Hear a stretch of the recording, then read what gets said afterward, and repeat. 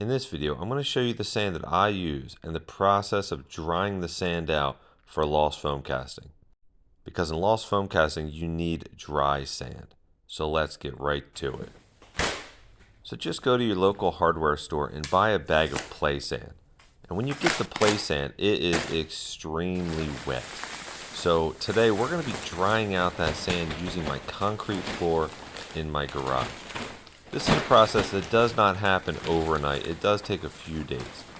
But you could also do this outside using the sunlight on a tarp. Unfortunately, for the past few days it's been raining and there has been no sun.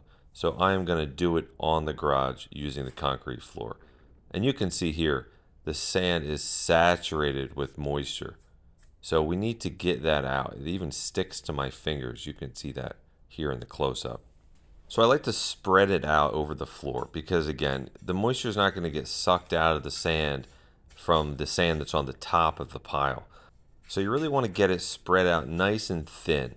I usually like to take up about 5 to 6 feet area on my garage floor. The sand is so wet, it holds my imprint of my hand.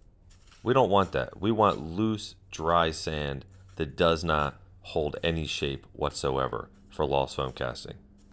So continue spreading out your sand pile into a thin layer around your garage floor.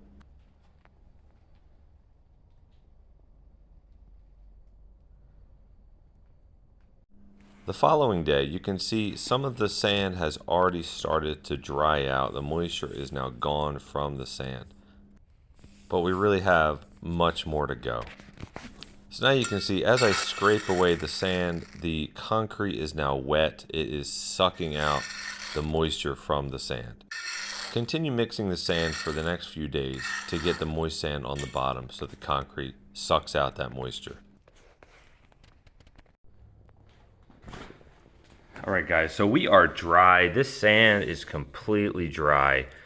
I moved it around. You can see the floor is still wet.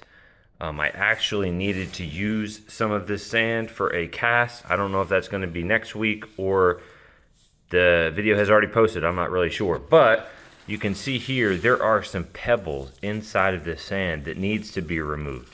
So now that the sand is dry, it's very easy to sift out those stones. And I'm going to show you how. So I have an old foundry sifter. You could use anything that has a screen, but make sure the screen isn't so fine that the sand particles can't get through it. You can see here my makeshift screen that I have for the smaller projects. I just have a piece of screen that I purchased from the store. I wrapped it around this little contraption, this little circular thing here, and I taped it. Pretty simple, but it works.